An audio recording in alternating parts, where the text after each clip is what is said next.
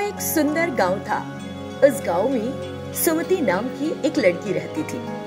वो अकेली रहती थी। वो एक धनवान परिवार के घर के काम करके कुछ पैसे कमाती थी। एक दिन सुमति अपने बचत किए हुए पैसे गिन रही थी। पैसे को गिन लेने के बाद वो सोचने लगी, भगवान का लाख लाख शुक्र है, अगर मैंने 1000 रुपए और बचा लिए तो मैं एक अच्छा सा कुकर खरीद लूंगी। फिर मेरा काम कितना आसान हो जाएगा।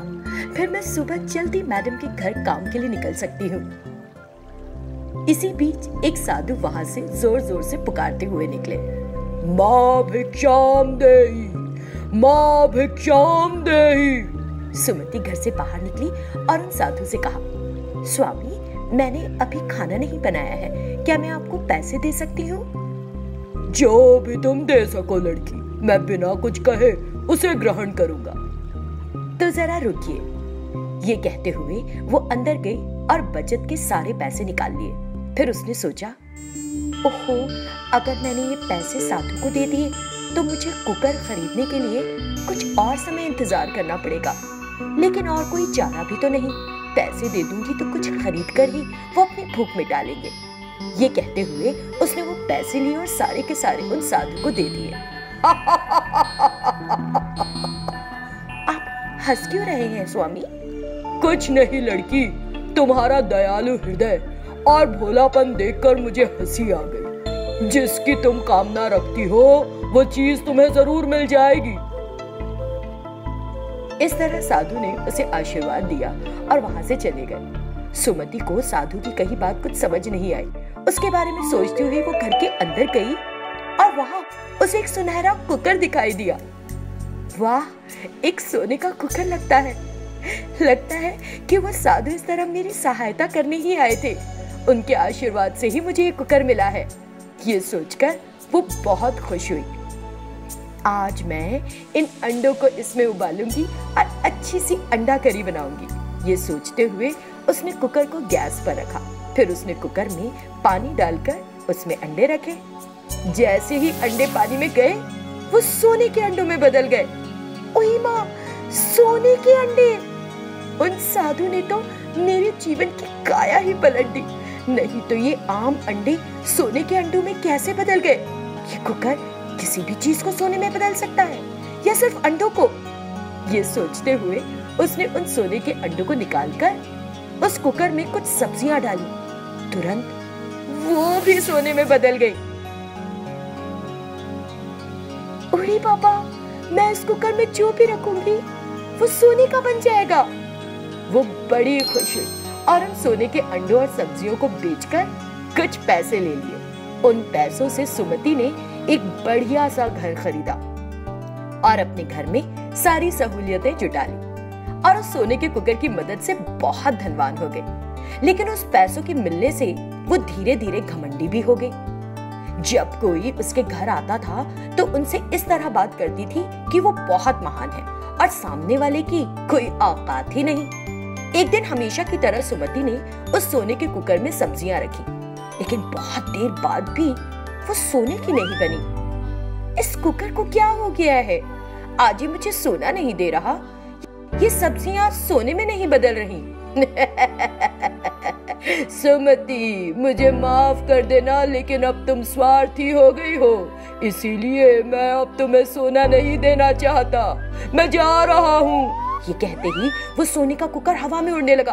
अरे नहीं, रुको, 1 मिनट। ये कहते हुए वो उस जादुई सोने के कुकर के पीछे भागी, लेकिन वो कुकर कुछ देर में उसकी आंखों से ओझल हो गया। अगर कोई अपनी दौलत पर घमंड करता है तो भगवान उससे उसकी वो दौलत वापस लेकर उसे सबक सिखाते हैं। वो एक छोटा सा गांव था और वहाँ दिलीप कुमार नाम का एक आदमी रहता था। उसके पास मछलियों के लिए एक छोटा सा तालाब था। वो उस तालाब की मछलियों को बढ़िया खुराक देकर उनकी अच्छे से देखभाल करता था। एक दिन उसने मछलियां पकड़ने के लिए उस तालाब में अपना जाल फेंका। उसमें बड़ी बड़ी मछलियां फंसी। उन्हें देखकर उसने सोचा, वाह, मेरी कड़ी मेहनत रंग लाई। अगर मैं इतनी बड़ी मछलियां बेचूंगा तो खूब लाभ मिलेगा। ये सोचते हुए उसने उन मछलियों को अपने और पास के गांव में बेच दिया। इस तरह उसने अच्छा मुनाफा कमाया। एक दिन दिलीप कुमार की पत्नी ने कहा, सुनो, हमारी तालाब की मछलियां अच्छी बड़ी बड़ी है, हमें उन्हें बेचकर अच्छा लाभ भी मिल रहा है। एक दवाई आती है जिससे मछलियां और भी बड़ी हो सकती है। अगर हम रोज के खाने के साथ वो दवाई भी दें तो हमें और बड़ी मछली मिलेगी। मैंने टीवी पर देखा है ये। अगर ये तरीका कामयाब रहा तो हम जमकर पैसा कमाएंगे और इस गांव के सबसे धनवान लोगों में हमारा नाम होगा। फिर वो उस दवाई को लाकर रोज की खुराक के साथ मछलियों को देने लगे। उस दवाई को खाकर मछलियों का आकार सच में बहुत बड़ा हो गया। ये देखकर दिलीप कुमार की पत्नी ने कहा, देखो जी, मछलियां कितनी बड़ी हो गई हैं। आज से तुम खूब पैसा कमाना। उस दिन दिलीप कुमार ने जाल फेंककर मछलियां पकड़ी। फिर उसने उन्हें एक लॉरी में भरा और पास के गांव भेज दिया। उन्हें बेचकर उसे अच्छा खासा मुनाफा हुआ। इस तरह वो लॉरी में डालकर हर दिन मछलियां बेचने लगा। ऐसे ही कुछ दिन बीत गए। अब वो एक धनवान परिवार हो गया था। एक दिन हमेशा की तरह दिलीप कुमार ने अपना जाल तालाब में फेंका, लेकिन एक भी मछली नहीं फंसी। ये देखकर उसे बड़ा अजीब लगा। ये क्या, एक भी मछली नहीं फंसी? एक भी? तभी अचानक उस तालाब में एक दानव मछली तैरती दिखाई दी। उसे देखकर दिलीप कुमार डर गया। अरे बाप रे, अचानक इतनी बड़ी मछली कहां से आ गई? तभी उसकी पत्नी वहां आई। देखो, हमारे तालाब से सारी मछलियां गायब हो गई, सिर्फ एक बड़ी मछली रह गई है। इस मछली ने जरूर दूसरी मछलियों को खा लिया है और इस मछली को जाल में पकड़ना बहुत मुश्किल है। इस बड़ी मछली की वजह से हमें बहुत नुकसान हो गया है। ये मछली इतनी बड़ी हो कैसे गई? मुझे माफ कर दो जी, कल रात मैंने रोज की खुराक में वो दवाई मिलाकर इस तालाब में डाली थी, तो उसे एक ही मछली पूरा खा गई।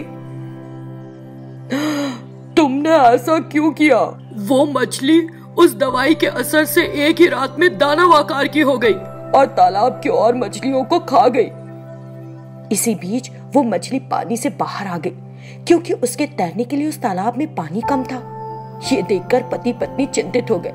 कुछ देर बाद वो मछली बाहर तड़प कर मर गई। सुकून मिल गया तुम्हें? तुम्हारे लालच ने इतना बड़ा नुकसान करा दिया।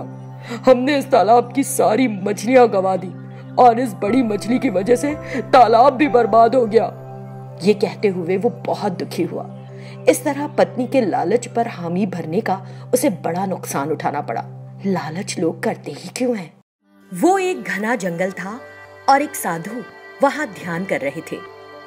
फिर अचानक सुनहरे रंग में एक बैल वहां प्रकट हुआ और साधु से बोला, साधु साधु, कृपया मुझे बचाइए, कोई मुझे मारने आ रहा है। ये सुनकर साधु ने आंखें खोली और बैल को देखा। वो आश्चर्यचकित रह गए। साधु महाराज, आश्चर्य मत कीजिए, मैं एक जादुई सोने का बैल हूं। इसी बीच वो आदमी जो बैल का पीछा कर रहा था वहां आ गया।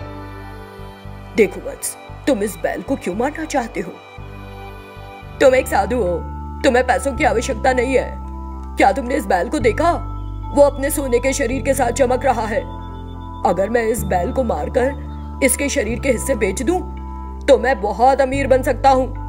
लेकिन पैसों के लिए एक जीवित प्राणी को मारना गलत बात होगी। तुम परे हट जाओ साधु, नहीं तो मैं तुम्हें मार डालूंगा। मैं किसी भी स्थिति में यहाँ से नहीं हटने वाला। तुम मुझे मारना भी चाहो तो भी मैं तुम्हें उस बैल को नहीं मारने दूंगा। देखिए साधु जी, मेरे ऊपर बहुत जिम्मेदारियां हैं। मिलने वाला पैसा बराबर बांट लेंगे। मुझे नहीं चाहिए ऐसा पैसा। तुमने कहा कि मैं एक साधु हूँ, फिर मुझे पैसों की क्या आवश्यकता? अगर तुम चाहो तो मैं वर के रूप में तुम्हें ढेर सारा पैसा दे सकता हूँ। मुझे तुम्हारा दिया धन नहीं चाहिए। तुम्हारी उस बैल के साथ क्या बुराई है? तुम्हें पैसा चाहिए ना, मैं देता हूँ ना तुम्हें पैसा। नहीं नहीं, तुम चाहे जो कहो, मुझे वो बैल ही चाहिए। इससे वो साधु क्रोधित हो गया।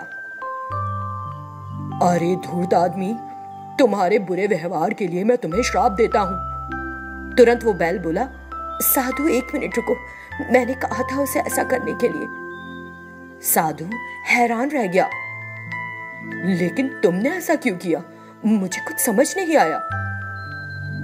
बात यह है कि तुम यहाँ इस वन में कई सालों से तपस्या कर रहे हो। ईश्वर ने मुझे तुम्हारी परीक्षा लेने के लिए भेजा था। ईश्वर ने मुझे ये परीक्षा लेने के लिए भेजा कि तुम दूसरों की सहायता करते हो या नहीं, और क्या तुम पैसों के लालची हो। तुम परीक्षा में उत्तीर्ण हुए। हाँ। ये सुनकर साधु की प्रसन्नता की सीमा नहीं रही। वो बोला, मेरा जीवन सार्थक हुआ और कुछ नहीं चाहिए। फिर वो जादुई बैल उस आदमी से बोला, देखो तुम एक बहुत दयालु मनुष्य हो।